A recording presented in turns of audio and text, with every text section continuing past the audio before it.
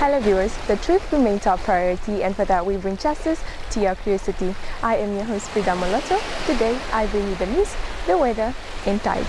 In our interview section, we'll be joined by Anina Van Neel, who talks to us about a story of bond. Please stay tuned. Hallo kijkers en welkom bij vandagse episode van Erongo Talk. I'm your host Nicanor Nangolo. I am your host Frida Molotto. I'm your host Alan Johannes. Sit gerus terug en geniet hierdie episode met ons. We didn't count them out. We know they played against Grootfontein. Die weer is mooi. Dit is 'n eer om hier te wees. Ondersteun ons. Ons gaan julle trots maak.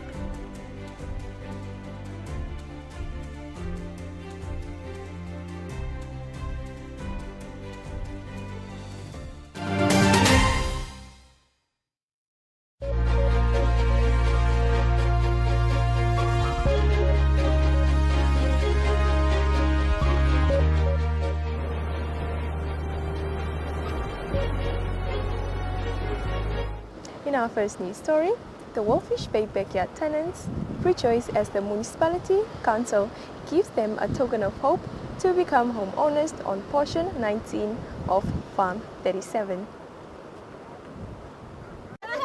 Because we know we got our land. We are positive that we are going to Farm 37.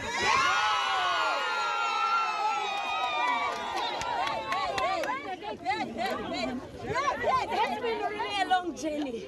We tried here and there. They tried to stop us, but the courage from the depth of our heart, we said we are going to make it. Together with our Gustavo, together with our Bomili, but most of the best is our God, the Lord who is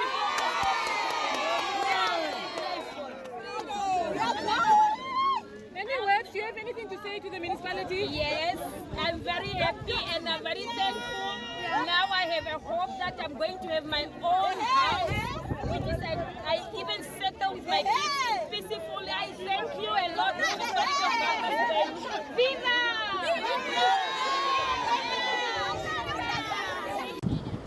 The 33-hectare piece of land will create heaven for approximately 1,100 low-income residents in the harbour town.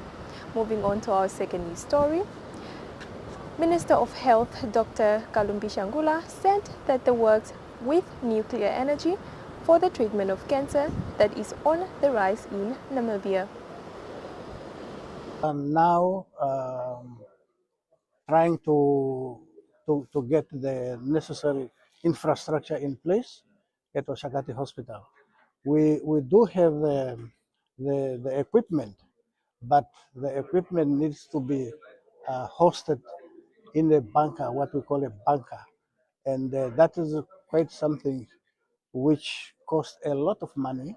It's in the region of 60 million Namibia dollar to establish a bunker where we can put now the Babatron at the Shagati Hospital, so that the patients in the northern regions no longer need to be referred to Windhoek, because currently now Windhoek is overwhelmed, because it is the only center in the whole country which does radiotherapy. Your Excellency, there's been a number of innovations and interventions here on display. Are there anything that has interested you as Health Minister that you are thinking of implementing back home? Of course, the main reason why we had to travel all the way is to come to learn what all other countries are doing. You know, it is so interesting that both from Asia, from Europe, from Africa, from Latin America, they are here. And a few weeks ago, I attended another conference in Colombia, where we were focusing mainly on cervical cancer. And we have learned quite a good lessons, which we are going to apply in Namibia. So that is really, really important, because I can tell you that the number of cancer cases in Namibia is on the increase. And it's really a big worry for the Minister of Health and Social Services. And therefore, we are trying to do everything possible so that our people can also access the technology which are already available in the world. That's indeed great news for Namibia's Health Minister. And finally, Chekero Tuea, chairperson of the Parliamentary Standing Committee on Natural Resources said Parliament remains in the dark regarding agreement on green hydrogen production. What's disappointing is that we do have research institutions created by the government. I have not seen the results of these institutions, but they are there. We have got people with master's degrees, PhDs. I don't know what they do with their research or whether they are aware that they should research in these issues to contribute towards better economy of the country that will generate employment, that will grow the economy. All this we have, but others outside Namibia see this, and this is why they go sign some fishy agreements, MOUs. Others even don't go through Parliament in terms of the Constitution, that all international agreements, before they become operational in Namibia, should go through Parliament. I have not seen that. You only read in the papers, this MOU has been signed, resources are going out. Most of these, unfortunately, are not within the spirit of the Constitution, Article 100, that refers to the ownership of these natural resources, whether it is above or below the soil, under the water, or these things are not happening the way they should. Has Parliament seen the feasibility study of Hyphen Namibia? You know that by the end of April, they should have their agreement, I think, comes into place. Since you now say many of these agreements haven't come to Parliament. Unfortunately, we have not seen that agreement. What I, however, can confirm, and this was my own initiative as the chair of the Natural Resources, is the agreement or MOU that was signed between Namibia and EU in Davos. That, when I read in the media, I initiated as a chairperson, and it was not easy to obtain it. And I must say in front of everybody that until I insisted as chairperson that in terms of the Constitution, in terms of the Parliament rules, that agreement must come to Parliament and first to be scrutinized by the committee. Only then I had a copy of that MOU. That's the only one. With the one with Japan, we only learned from the media. The one with the US, only through the media. All the others, we only learn through the media. But in terms of the Constitution, in terms of Parliament rules, these international protocols, agreements, are supposed to follow the correct procedures in terms of what we preach of the systems and institutions. In reality, it is not happening. That's the unfortunate part of it. If you ask one more, just a final question. For more news stories, visit our online website at www.erongo.com.na. Up next, we have our interview, so stay tuned. Welcome to Namibia, where adventure meets tranquility. With Enjoy, you have access to a wide range of accommodations to suit every traveler's taste and budget. Experience the finest dining and hospitality Namibia has to offer. Booking your dream accommodation is just a few clicks away with Enjoy. Join thousands of happy travelers who have trusted Enjoy for their Namibian getaway. Your gateway to unforgettable Namibian adventures.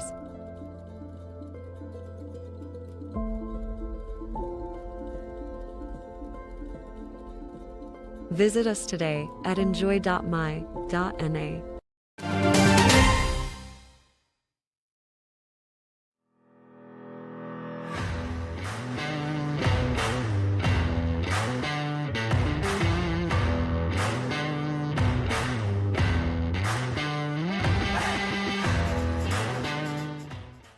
Viewers, welcome back to some sports news. Well, preparations for the cycling for the TKC event, Trans-Kalahari Corridor, are at an advanced stage. Please stay tuned for more. Cycling for the TKC event. Over 30 cyclists from Botswana, Namibia and South Africa are preparing themselves to endure the 1,900-kilometer ride from Pretoria to Walfish Bay via the Lobatse in Botswana.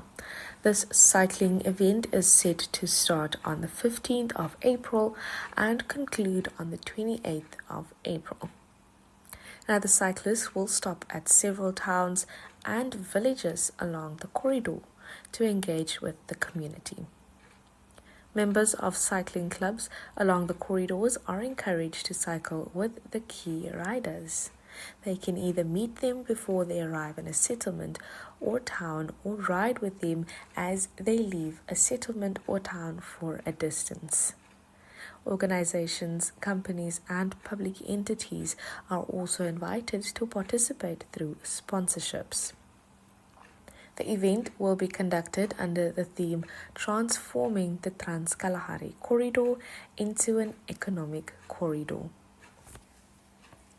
The Executive Director of the Trans-Corridor Secretariat, Leslie Mlungisi Mpofu, said that the corridor traverses through some of the low-income communities and therefore the corridor is expected to inject economic impetus on these communities, thereby creating much-needed jobs, be it informal or formal employment.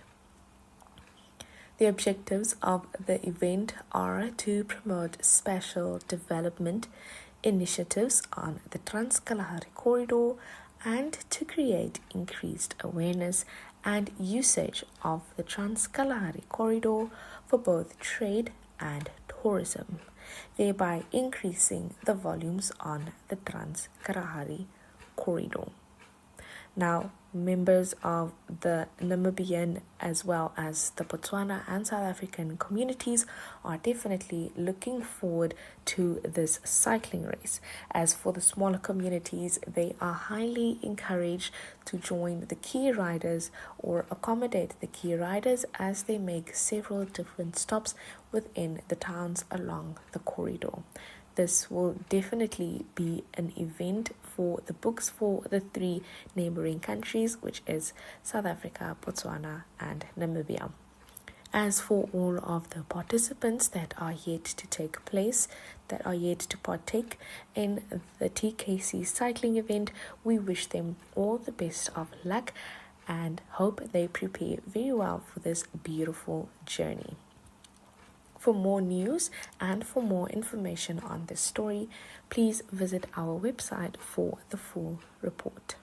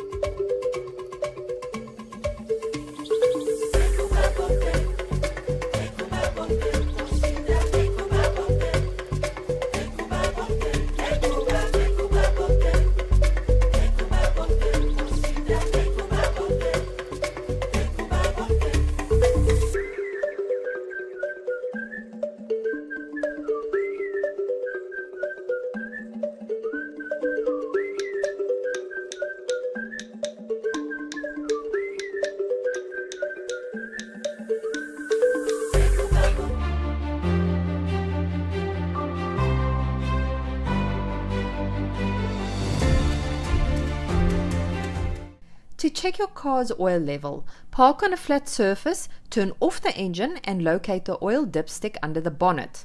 Pull it out, wipe it clean, reinsert it and check the oil level between the marked indicators. Ensure the color is amber or brown and that the consistency is smooth. Add oil if needed using the recommended type specified in your owner's manual. Regular checks contribute to engine health and longevity.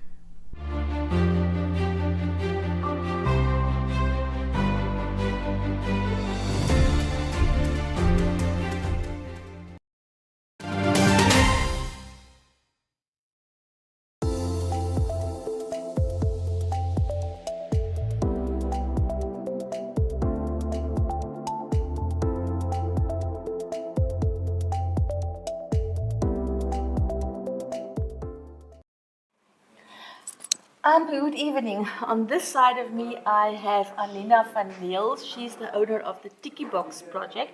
And on this side of me, I have Peggy Jorde, all the way from America. What's your company's name? King Yorda Culturals. Yes. Now, we just watched the story of Bones tonight. The movie took, you shot it over 8 years. Now tell me, just so short and sweet, why did you shoot the movie? How did it start? And just the story of how. A story of Bones came about, yeah. Yeah. So basically the documentary follows my journey over 12 years on the island of St. Helena, engaging with a cultural heritage site that I didn't know about previously. And through that journey and building a relationship with that site as an environmentalist and working on an airport construction project, it took 8 years to try and comprehend the scale of that journey. And through that journey, I met Peggy,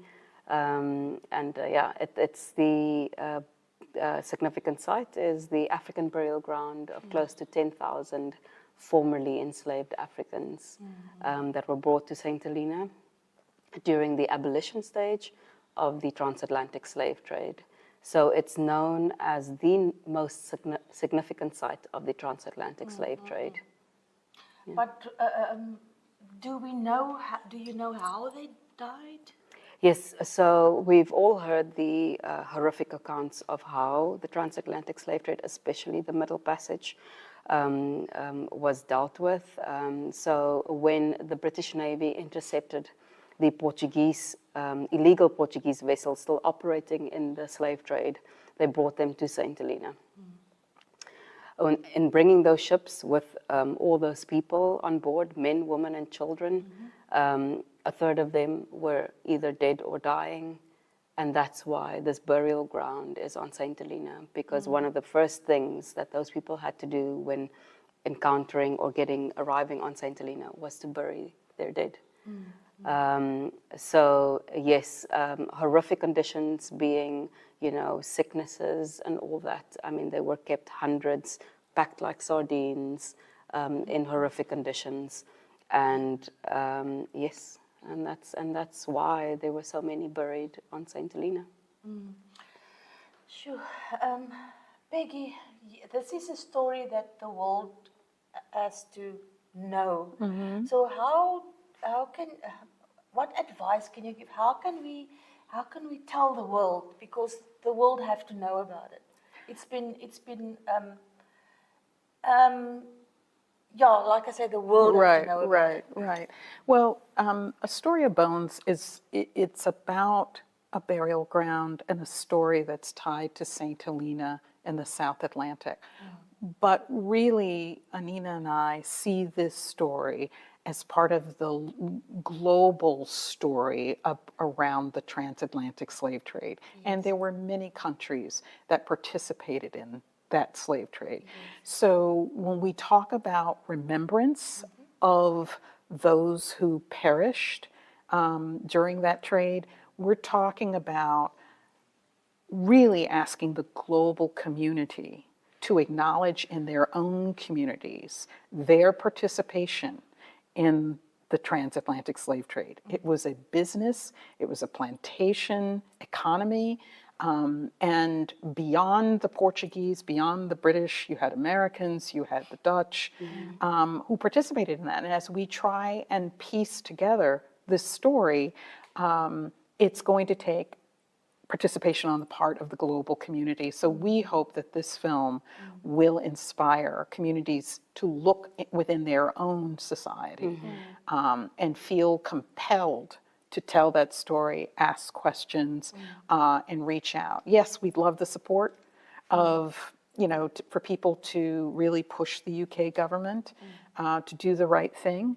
However, you may live in a community that has your own story. And so we would encourage you to, to help tell that story. Yeah, definitely. The movie touched my heart, so I will ask everybody, if you can, please watch the movie, A Story of Bones.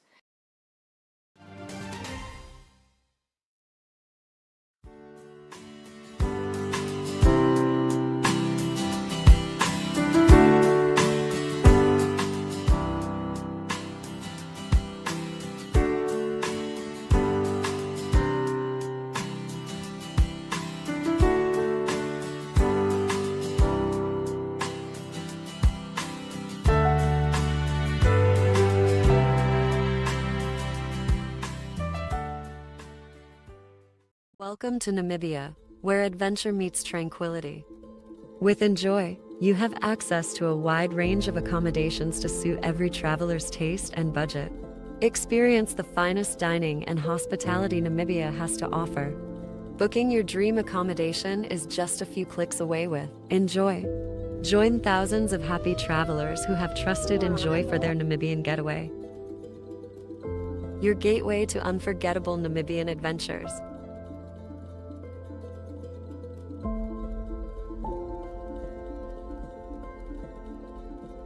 Visit us today at enjoy.my.na.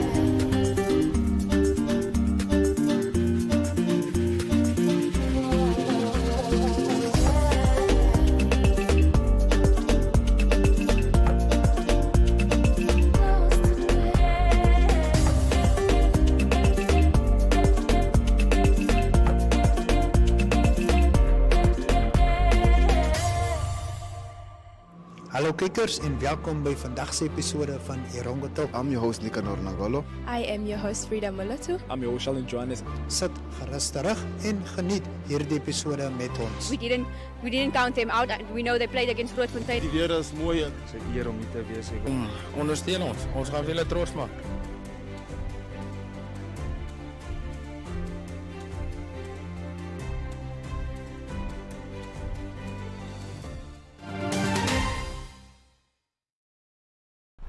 Well, viewers, that was a dose of truth and accuracy from our news reporting team. To catch up for more news stories, visit our online channel, oneup2.com, or you can visit our website at www.erongo.com.na. You can also check out our DSTV channel, channel 285, and on GoTV, channel 25. Until next time, bye.